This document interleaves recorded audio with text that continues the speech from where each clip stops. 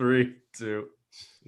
Welcome back to 755 is Real. I'm David O'Brien, Braves writer for The Athletic, with my co-host, Eric O'Flaherty, former Braves reliever, former Braves left-hander who would have never faced the likes of Joc Pederson as a left-hander. No, I didn't see him. Definitely didn't see him.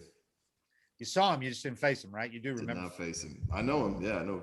I've seen him a lot, but I never faced him. Yeah. Well, I tell you what, for all those who might have been who might have been like passed out drunk somewhere last night, the Braves made a move for Joc Pederson. Big move for the, this is, before everybody gets carried away, this is not the move. This is not the move they think is going to put him over the top or whatever.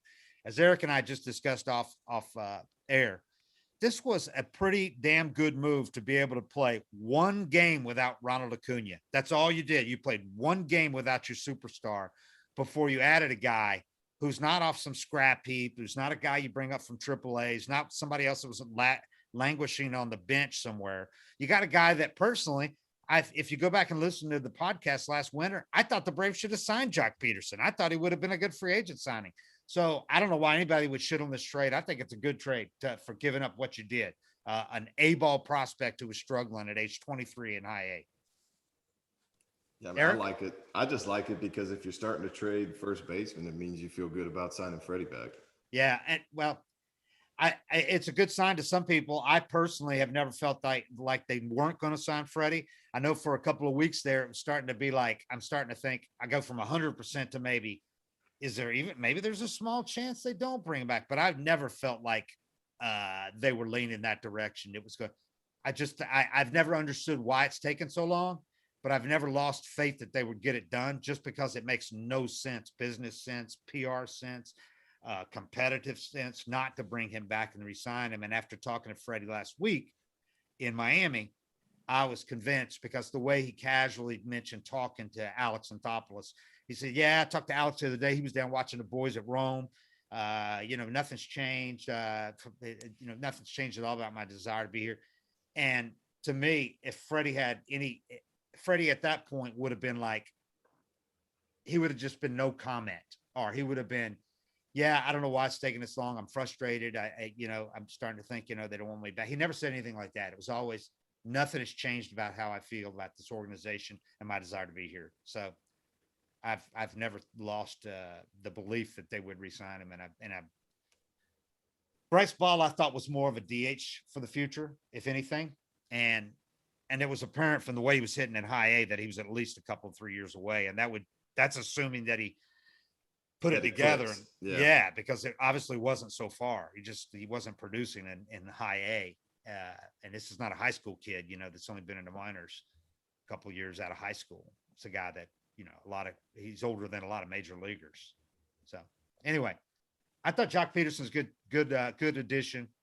He can play you average to above average defense, has a ton of raw power. And I mean, we've seen when he gets hot, and we see what he does in the postseason. Every year he's hitting the postseason. He's got 1,000 OPS in 3 World Series. And we're not talking about, 5 games. We're talking about 3 World Series with the Dodgers. He's got 1,000 OPS, and he killed the Braves in a couple of postseasons as well. So he could definitely hit, has tons of power against righties. He had 36 home runs in 2019, 36 against right-handers that year in like 400. Every single one of them. Yeah. How many? He probably didn't face too many lefties. No, he's faced more lefties this year than he faced the last 2 years combined this year with the Cubs, because he wanted to go somewhere where he's going to get a chance to play against some lefties. So he's faced a lot of lefties this year. Hasn't hit for any power against them, but he's hit for a higher average in OBP against them than he has against righties. So he's got some weird splits this year. So we'll see. We'll see what he does, but definitely better than what you would have been doing without it, where you're trying to piece it together with a bunch of bench players and journeymen. Yeah, that's the way I look at it. I don't really analyze it like, this is some big move that puts him over the top, or you look at your options. Yeah. And there's not a better option than him just sitting in AAA waiting for their opportunity. Yeah. So you got a chance to fill a hole that just came out of nowhere, and you made it happen pretty quick, Yeah, I'm kind of surprised that they were able to get it done, given that you're at the All-Star break, and then you got the draft this year in the middle of the All-Star break, which before you would have had a lot more downtime during the All-Star break if you didn't have guys out there or whatever. But they had to do the draft this year for 3 days. Yeah. So to get it done is pretty impressive for both teams. Tells you about the Cubs, how much they're ready to start selling guys off too. Well, and their schedule gets a lot easier. You know, Yeah. they're not in the boat the Braves are in. They're playing under 500 teams for a little while. Yeah. For the Braves, this is kind of crunch time where if you have a rough couple weeks, Yeah. maybe Absolutely. I mean, it could look really bad. Or if they tear it up for a couple weeks, then you can go make that big move that you're going to go for the playoffs. And that's the most important thing, I think. Bottom line, what everyone should keep in mind is the Braves are starting this stretch that we've talked about coming out of the break against the Rays beginning tonight, 3 games against the Padres. Then you go on the road, 9 games in 8 days against the Phillies and the Mets, the 2 teams that are ahead of you in the standings. So this 2 weeks is really make or break time. Yeah. You didn't want to go into it with that outfield that you started the game with Sunday when the first 9 guys struck out in that game. And the rest of your outfield this year, I saw a stat, has like a lot less home runs than Acuna alone has. All your other outfielders combined. You had to give yourself a chance during this, a better chance during this 2-week stretch before you decide whether you make real moves where you start to give up multiple real top prospects, which if the Braves stay in this or make ground on the Mets, I think they'll do. But if they don't, if they come out of the chute and lose 4 out of 6 to, the Padres and the Rays, and then lose 3 or 4 out in a 5-game series against the Mets, and you fall 6-8 games back, then I think Alex will probably make that tough decision where they're not going for it. But right now they think they got a chance, and why not? They're 4 games back with 70 some to go, and the Mets have shown no signs of pulling away. So this gives you a better chance to play this 2-week stretch. Yeah, and like if you got your full squad. Ian just got hurt. Acuna's hurt. Soroka's gone. Ozuna's doing what he's dealing with. I mean, if you got your full squad and you're 5 or 6 back, maybe you say, all right, we could turn this around. But when you have as many guys missing as they have right now, and they've played the type of year they've had where things just haven't gone their way, then you're 6 or 7 or 8 back. It's like, you know what? It might be time to regroup a little bit. But if they can take this squad and just stay in it, then you can say, you know what, we can get a little better here. We can get a little better there. We get Darno back in a couple of 3 weeks. Yep. You get Inoa back soon after that. Yep. And all of a sudden you're going, why not? I mean, and those who say, but they can't win a World Series. No team looks at it that way. If you can win your division and get in the postseason, anything can happen. Anything can happen. And these are businesses. These are run as businesses, and you make a lot of money by getting to the postseason. You not just you direct lose a lot money by throwing in the towel because your attendance. Exactly. Your walk-up crowds are going to suck the rest of the year. The Braves have the battery connected to their place, so they even have more. That's magnified. That effect of losing a walk-up crowd is magnified with the That's Braves. a great point. And with all these other teams that are starting to build these villages like the Battery around their parks. Yep. Now, all of a sudden, you're not just losing, 10, 15,000 maybe a game and a big game for walk-up crowd and all the concessions and the jerseys and ball caps that you sell at the ballpark. You're also losing all that walk-up to all those place businesses that you have a piece of at the Battery. So, and then we're not even talking about next year's effect on next year's season tickets, the difference between going to the postseason and throwing in the towel in July, what it does to next year's season ticket base. These are big decisions. So it would not be good business decision to throw in the towel right now. And the Braves people said the Cubs are doing it the right way. Why can't the Braves do what the Cubs are? The Cubs have got a bunch of guys that are going to be free agents. They got to rebuild and restock this thing. There's no reason. They just lost 11 in a row, and they're 8 games back. There's no way they're catching the Brewers. So there's no reason to hold on to these guys that are going to be free agents, and they're not going to re-sign them all. They might hold on to a guy like Baez if they're going to re-sign him, or Rizzo if they're going to re-sign him, or whatever, or Brian, but they're not going to re-sign all these guys. So, and they weren't going to re-sign, Pederson was on 1-year deal with the option. So that's the difference between those teams. The Cubs knew they can't hold on to all these guys and just have them all walk as free agents. Yeah, and if they look at the Brewers, they know the Brewers are better than them. You're not catching them. But in the East, man, I don't even as bad as it's been for the Braves, I don't look at the Mets and say that's a way better team they can't beat. Yeah, they got a lot of flawed teams. it's for me, it's always just about getting your foot in the door and giving your city just that playoff experience. Cause you can, just like you said, man, season tickets next year, people showing up next year, just having excitement for the team in the city, especially after what the Hawks did. Yeah. And your young players, that experience they get going to the postseason, being in a postseason drive, that's invaluable, man. Rather than throwing in the towel right now and the mood in the clubhouse that would be for the last 2.5 months of the season. Yeah, you think Freddie was looking maybe unhappy early on. Watch him when he's playing for nothing, Right. When they're yeah. Anyway. Um, one more thing on Pederson. There's a $10 million option on him for next year. Now, if he were to get hot and help the guys to help the Braves down a postseason drive, and then we've said what he's done every postseason he's been there. If he were to help the Braves get to the postseason and maybe do something, I could definitely see them picking up that option for $10 million. That's cheaper than what you're going to get for a guy on anybody of value on the free agent market. Plus, you're going to have to give them multiple years for any good player. And he's 29 right now, so I'm not saying it's a given, but it's something that it gives them an option. It's a $2.5 million buyout and a $10 million option. They're responsible for either. So, yeah. So, well, and you look at Joc. I mean, he just went through that free agency. It could be a nightmare, man. If you're getting a little older and you go out there and, most mutual options don't wind up getting picked up because either the player outperforms it or underperforms. And it's like the team doesn't want you anymore. Yeah. Or you want to go get your money. But there's certain situations like his where he could be like, you know what, 10's cool.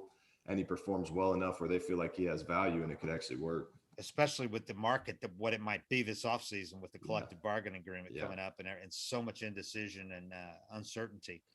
Yeah. It might be a situation where both teams look at it or both sides look at it and go, that's one spot we'd like to not have to worry about next year. Yep. But I think they'll evaluate him the rest of the year, see what he does against lefties, righties, all that. And, one thing they don't have to worry about because Alex knows him so well is how he'll fit into the clubhouse and for the stretch run. Alex knows him well and said, this is a high energy guy, always has a smile on his face, comes in the clubhouse, everybody likes him. So, and he's been really good about bringing in those kind of guys and not disrupting the clubhouse chemistry that they have. I don't know him at all, and I like him. Just just from watching videos of him and seeing him, he just seems like he cracks his teammates up nonstop. Yeah, you could tell watching the highlights and how they react to things he does. Like when he flew out to the warning track, and he pimped the shit out of it. Yeah, and the wind was howling in at Wrigley, and just how his team reacted to that. They know he's going to be embarrassed and not do it again, and they can have fun with it. Just stuff like that, you could tell when a team likes a dude. And bottom line for where I was talking about, the Braves need to add some power or whatever. And this guy's hit 25 to 36 home runs in 4 out of his 5 full seasons. I mean, he can hit for power. He's got some power. He doesn't big time power. And it's not going to hurt you in the outfield either. He's not going to win a Gold Glove, but he's an average to above average guy in the outfield, and he's most comfortable in right field. So a lot of it worked. A lot of it was a really good fit for the Braves. For right now, yeah. For right now. Now going forward, I think it doesn't change the 2 glaring needs they have.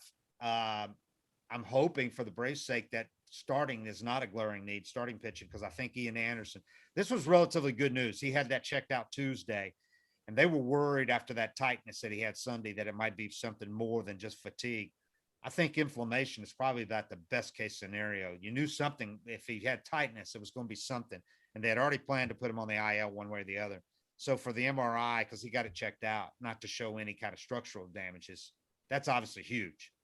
Yeah. I mean, inflammation, he's going to be back this year, and it could be back, in a relatively short period. It used to scare you. It used to scare you when guys got MRIs, which it still does because they're always going to find something in there. But now it's like the team's doing MRI no matter what's wrong with you. Right. If you have anything going on the MRI, they used to be kind of stingy with that and just hand you some anti-inflammatories and give you a couple of days off. But shoulders are a little tricky, but a little bit of inflammation, and he probably needed a break anyway. I don't worry about it too much when they only put him on the 10-day. Yeah.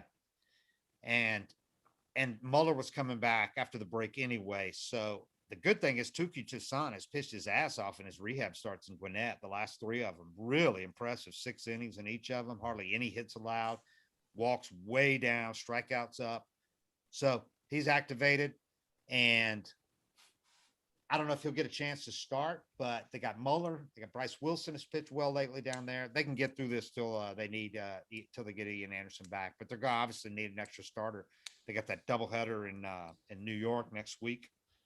In the second or after the homestand, they go play 9 games in 8 days, so they're not going to be able to skip a starter. Obviously, going to need a 6th one, but they can get through this thing with that. But the needs that I said, it does not change. They still need to go get a big bat.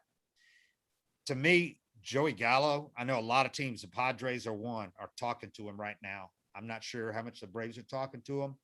Braves keep that stuff really tight-lipped, but he would be a huge add for this team. And he's under contract for another year, which is crucial to Alex. If he's going to give up prospects for a guy, he's got to have some contractual control. If you could look at having Gallo in their lineup next year to build around, and you have Acuna back next year, that's not bad. But it's going to cost for sure.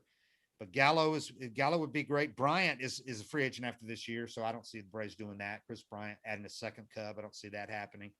There's a couple other guys that I don't think the Diamondbacks are trading Marte. That would be ideal, but I've seen nothing to indicate that they're going to trade him, and everything to indicate they're not.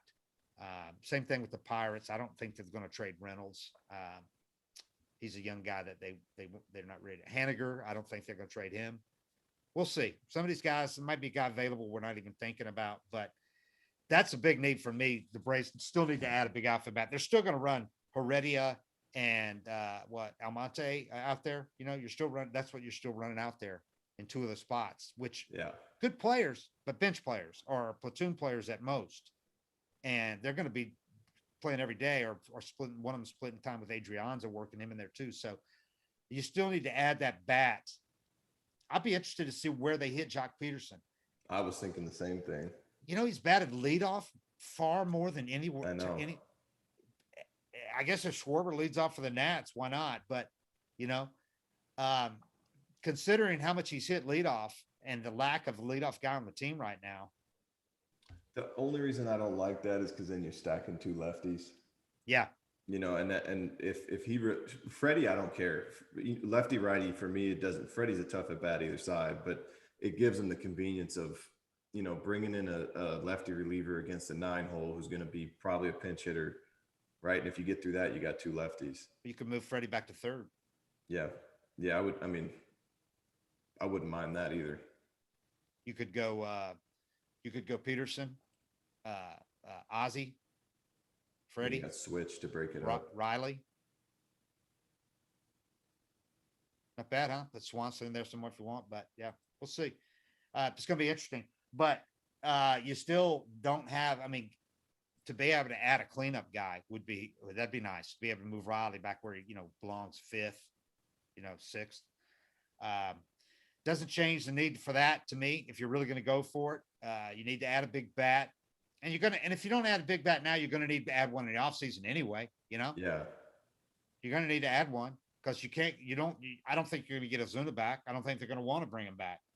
If he is not suspended for beyond this year and next year, I don't think the Braves are going to want to bring him back anyway. They're going to look to get rid of him. I'm pretty certain of that. So, you're still going to need to add a big bat. So if you could do that now and have a guy for next year, add a guy like Gallo, he's very affordable with another year arbitration before free agency. But obviously he's so attractive, there's going to be quite a few teams going for him. So you're going to have to give up prospects to get him. A guy that has been mentioned, and I hadn't thought about him because I didn't think, why would the Reds let Castellanos go? Because he signed for $16 million next year. And then has a $20 million, $16 million for 2 years and then $20 million option. He has an opt-out after this year. And he's having such a monster year. He could opt out. So that's the only reason why the Reds might consider trading this guy. That opt-out, get something for him. Yeah. At the same time, whoever trades for him, he's still going to have that opt-out. Yeah. Yeah. It's basically getting a dude on a 1-year deal. Right. So I think it limits what teams are going to be willing to give up for him, but he's having obviously a career year. He rakes. Well, that ballpark's just built perfectly for him because he loves to shoot the ball the other way and it flies out. Leading the majors in doubles, by the way. Yeah. He's hitting a ton. Oh, he rakes. Yeah. As we've seen against face the Braves. So that's another guy that's out there though. And the bullpen. They've obviously still got to, as much as the bullpen will go through 3 or 4 games where they look good, that's because they're not taxed and they can use those core 3 or 4 guys. But when they have to start using those guys every day and you have to go a little deeper, then that's when everybody's like, oh God, the bullpen again, They just don't have enough depth. They got 3 or 4 guys that are really good, but they need to add a couple to me. I keep looking at Kimbrel. I don't know what it's going to take to get him, but he's been on, maybe this might be one of his best seasons he's had. He's having a monster year, and they're going to trade him. Somebody's going to give up plenty to get him. That's the thing is somebody, the Yankees, they're struggling, but they've had Chapman struggle. There's going to be a team that gives up some legit prospects for Kimbrel. Just, because a team that feels like they can win the World Series gets him. It's a game changer. Castellanos, by the way, $16 million in 2022 and in 2023. Then a $20 million option, mutual option with a $2 million buyout. So, and this doesn't happen as much in baseball, but if you were able to talk to the guy and say, hey, would you want to be here? But then again, if you're him, you're going, I'm not going to tell you, I'm not going to, you'd have to up. I think you'd have to add a little to those $16 million salaries to get him to, because he'd be crazy to give up that opt out or add some length. Yeah. He's gold right now. He's gold right now. You can't be in a better position than being a player, having a really, career year and it's up to you whether you want to stick around or go test the market. Because he's only got 34 million guaranteed coming to him after this year, 16, and the $2 million. He's not that young either, right? How old is he? Right. But if he hits free agent market, even if the economy goes to hell in baseball economy with the collective bargaining agreement, all that, but if he hits the free agent market coming off the season he's having, pretty safe to say he's going to get guaranteed more than 34 million. He's 29 now, hitting the market at 29 versus 31. Get at least a 2 or 3 year deal worth 25 million a year. Difference. Yeah. That's a big difference. At least 50 million guaranteed, at least. So we'll see. And then the only problem I have with thinking Kimbrel is 16 million next year, which he's worth it. It's a $16 million club option, but I can't see the Braves adding 16 million unless they trade Will Smith, because they're paying him 13 million. Yeah. And there's an option with a buyout on his. So basically you'll be next year guaranteed to pay $30 million for 2 relievers. I can't see the Braves doing that. That's a good point.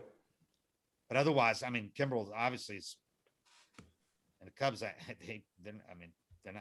they're unloading him without having to pay anything of his salary with what this was already complicated before Acuna got hurt. Yeah. If he's healthy, getting Kimbrel for me is like, this can put you, because the Royals won a World Series with that pen. Their bullpen was what won them the World Series. And if you can lock down those last 3 innings and your offense doesn't have to be nitro, your starters just got to get through 6. But with Acuna hurt, man, it really complicates things. The guy that they need to go get, because they need to go make a deal for Gallo and Ian Kennedy from the Rangers. Give up what you got to get and get it. You see the season Ian Kennedy's having, dude? Yeah. Converted 15 of 16 saves, 2.67 ERA, 30 appearances. He missed a little time with a hamstring. That's why he's only got 30 appearances. 32 strikeouts and 7 walks in 30 and a third innings. How good does that look to the Braves and their fans right now? Those numbers. 32 strikeouts, 7 walks. Yeah. Now he'll be a free agent after this year, so that's a negative for the Braves. But it also means for a reliever, you're not going to give up nearly as much. It's not like for one of these rental position guys. And if you got Gallo in the deal, you're getting some contractual control. Yeah, that's true. And Ian Kennedy feels that. I'd stick his ass in closer, move Will Smith to set up this year, and then worry about your closer situation for next year. But you tell Will, hey, look, man, for this year, we're going Ian Kennedy with closer the rest of the way. That means we're going to give up on you, but. Somebody's at my door. Is that first time you've heard your doorbell? Yeah. In the new place? No, my kids change it all the time, so I didn't know what. They mess Where are you, by the way? In the attic, man? Oh, you're in the garage? No, I'm in the living room. Oh, okay. It looks like the sliding doors behind. It's just windows with Sun, you got some serious sunshades, don't you? Yeah, it's been hot here. Yeah. It's been bright. I can see how bright it is back there. So anyway, so much, man, so much out there. And also if they did need a starter, again, I don't think that's the need for the Braves with what they've got right now, starting, and especially with, Muller, and then Davidson will be back next year and all that. But if you did need a starter, the Rangers, Kyle Gibson, man, that guy's having a career year. 33 years old. He's 6-1 with a 2.29 ERA, 1.069 WHIP in 17 starts, and he's under contract for $7 million next year. I mean, Jesus. It's so hard because it's like, I don't think they need a starter. Then you got to give up way more. They got other needs, man. You're always trying to find that sweet spot where you don't have to give up too much, but I mean, I think it's hard to bank on Soroka. What's going to happen with him next year? Yeah. Yeah. I think you can bank on Muller. I've seen enough of Davidson to think he's at least a back end starter. Yep. And obviously you're going to have Fried and Anderson back at the top. I mean, I don't think we worry about starter right now, but you do need a bat. I think the bottom half of this lineup for these last few weeks has just been too easy to plow through. I know they've had some good, those guys have overperformed. I mean, they've overproduced, and credit to them. Those guys have kept the Braves in this thing, but I don't think it's realistic to rely on, a bunch of journeymen and bench type guys to fill out half your lineup for the last 2.5 months and expect to win the division. They're in a tough spot. Yeah, very tough spot. Very complicated. I do not envy Alex Anthopoulos, and that's why he makes the big money right now. Yep. I don't know what to do. but the other thing is those on Twitter, those that are urging the Braves to give up right now or to trade Morton, and because you can get something for him. I'm like, when you trade Charlie Morton, that means you're waving the white flag. You've given up on the season, because that's the only reason you do that, because he's one of your big hopes if you can manage to get to the postseason, because this is a guy with a track record of pitching his best in the postseason. And it's not 1, 2, or 5 starts. He's been a horse in the postseason. Yep. So that's one thing you can just check off, not worry about. And then we saw enough of Max Fried last year and Ian Anderson in the postseason to know they can handle it too. So that's the last thing you do. When you give up Morton, you know that the Braves have given up on this season. Yeah. So could happen as soon as a week or two. We'll see. But I think these next 2 weeks is crucial for the determine Braves. Everything. If they play terrible, I mean, it's hard to. Yeah, the thing is, they could play terrible, and the Mets could play just as bad. You'd be in the same spot and have to make a choice. But they're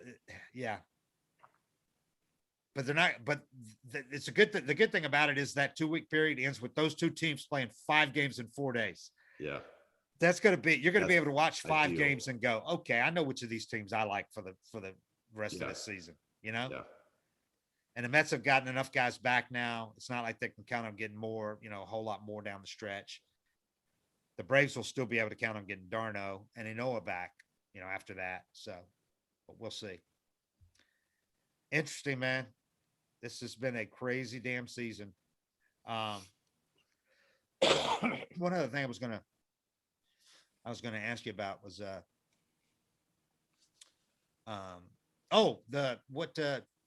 Manfred. What did you think of Manfred's announcement the other day? That I was surprised because of all the rules that he brought in last year, to me the one that even the old school guys and traditional guys like myself, even the ones that we liked, was 7-inning doubleheader games. I heard Terry Francona the other day. He said he liked them. Terry Francona, I got nothing wrong with that. And most people don't mind the runner at second base either for what it's done to the game. A lot of people I thought it was Bush League when they said they were going to do it, but then actually watching it in action, it's frustrating when your team loses because of it. But I think for the most part, most people like it, I think. But I know people like the 7-inning games. Players love them. Well, yeah. Just from a standpoint of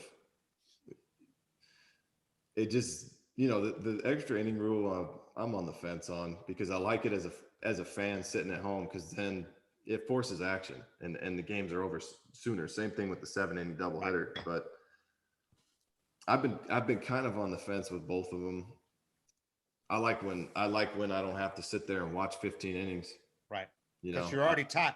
You've already committed, so you're going to stay for the whole game. You got to see what happens. Yeah. But I hate it when a team gets a bloop single, broken bat, and it wins them the game. You know, you as fight a reliever, for 9 innings. especially. Oh man, as a reliever, it'd be a nightmare to be sitting in that pen and know you have to start the inning with a guy on second. You know, it makes changes your whole approach, doesn't it? I think it takes away the strengths of teams. You know, if you have bullpen depth, and all of a sudden, I mean, any closer can give it up after a leadoff double. You know, so I'm on the fence on both of them. I kind of liked hearing that it was going to go back to the way it is, just because I'm kind of old school like that. But I was surprised for sure that I was surprised because I think most of the time when they find something that people actually like, they're like, oh, they like this. Oh, thank God. But I think that, you know what I think the whole 7-inning thing goes down to? I think he's gotten enough complaints from people who pay good money to go to games.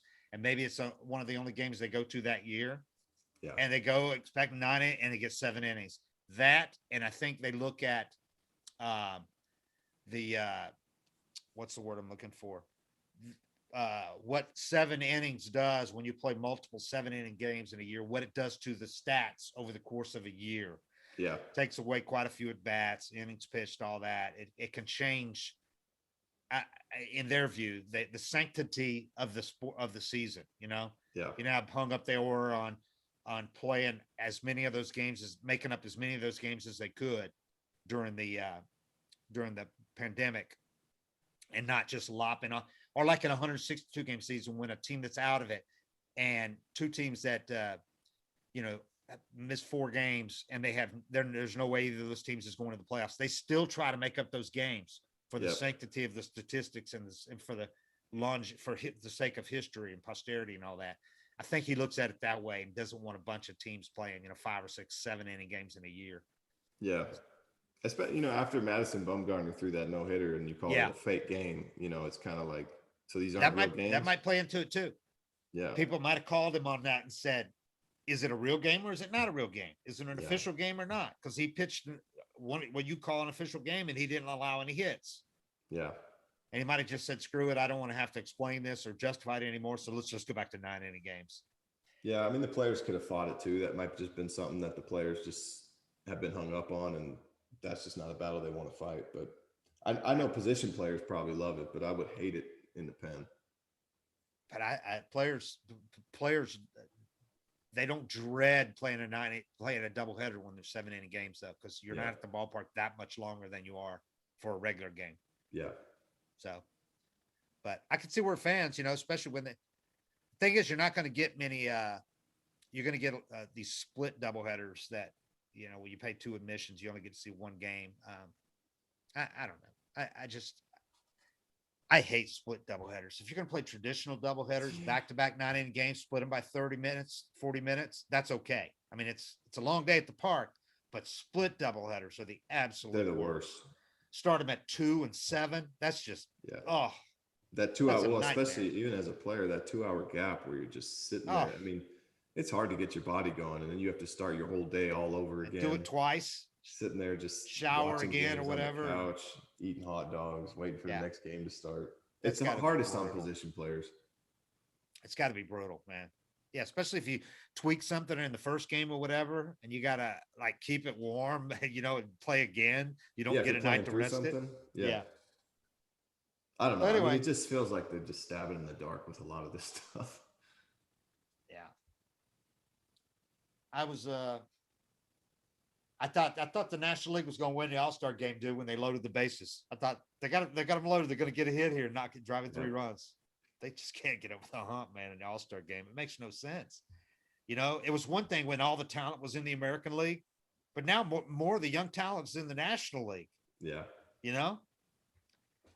Yeah, that was one thing they changed that I did like, was making that game mean something.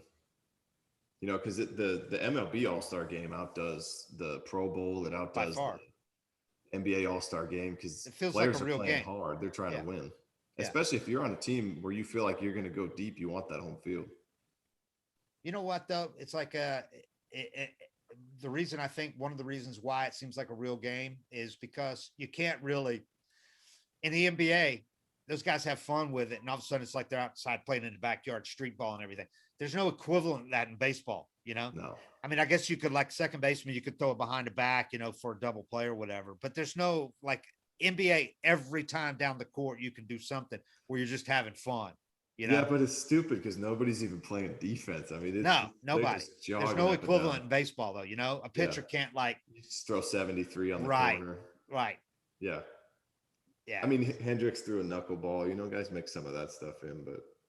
Or like the time Kruk put his helmet on backwards and hit him when Randy Johnson almost hit him. Yep. But those moments stand out because they're so isolated in the baseball All-Star game. In the NBA All-Star game, those are like every minute. You know? Yeah. And the Pro Bowl, I can't even tell you what happens in the Pro Bowl, dude, because I haven't watched 1 minute of the Pro Bowl. Even when I covered the NFL for 2 years, I didn't watch 1 minute of the Pro Bowl. It's horrible. It's after the season too. It's horrible. So you already had the big climax, and then it's the whole format is a joke at the Pro Bowl. But you couldn't do football mid-season. You know, if somebody gets hurt in that. No, they should just junk the Pro Bowl, man. Just name some teams. The worst thing about the All-Star game, those uniforms were awful. And they're back. They're already designing next year's. What in the world did they think? Why? I mean, the only reason you do it, obviously, is to sell some jerseys because everybody likes seeing their team, their guys in their regular uniforms. I loved that about the All-Star game when I was a kid. Coolest thing. And everybody wore their loudest uniform too, their coolest uniform. Yep. So you saw all the colors and everything. You'd see the A's with their green back in the day when it really stood out, and they had white shoes back in the day. Nobody else did. You see the Yankees in their traditional stuff and the Dodgers, but everybody, the Pirates with their cool hats, you know, and all that. Yeah. That was the coolest thing. The team picture was awesome. And now it's just like, okay, we're going to wear a really shitty looking slow pitch softball looking uniform. And the navy blue with the pants. Oh my God. Terrible. They look like pajamas. That was, awful. Oh my God. Those were awful. So there you go. All right. Well, we'll see. I'm looking forward to this series starting tonight, man. Rays are a powerful team. And then it's going to be fun. Padres coming in. I just wish Acuna was playing against Tatis. That would be so cool, man. Those two guys on the same field having just energy, just popping off of each of them. I got a cop to a hard miss when I said Tatis didn't look good coming back from that injury because he's gone off. That was a hard miss. He cleaned it up pretty quick. He's unbelievable. Yeah. Consider what he looked like when he first got back and how everybody was like, oh, he's going to have to get the shoulder operated on. I'm like, okay, maybe someday. But if you're having the season he's having, you'd be insane to go get shoulder surgery after this season. No chance. He made the adjustment. I mean, he's kept both hands on the bat, and he hasn't done those big flying open swings. Yeah. And I just thought, that change would take a lot longer to. Yeah, of course, because if a normal person, it would be impossible. Yeah, that guy's ridiculous. Love the people every time you put anything about him on Twitter, though, compliment him or put a highlight or whatever. The guys on Twitter, they go, he leads the league in errors. Oh, okay. He sucks defensively. Watch the errors that he makes. The guy's a great defensive player. Though he'll clean that up and won't make those errors in a couple of years. Well, he just won't try to make those plays. Right. Come on. I mean, watch the amount of plays the guy makes, man. Did you see the one where he jumped and then jumped a second time? I was like, I tried to do that when I was a kid all the time. It's like you thought you could jump and then jump again, but it totally appeared like he obviously didn't jump, but he moved his legs in such a way that it seemed like it propelled him up one more time. Yep, that's just pure athleticism. That was insane, man. All right, everybody. 7:55 is real. We're going to do this again Monday or Tuesday after this series against the Rays, and as we're getting going with the Padres. So stay tuned. Hang on. These next 2 weeks, it's going to make or break this season. Braves are not ready to give up. That's for sure. I like it. 7:55 is real. We're out. All right. Before you stop down.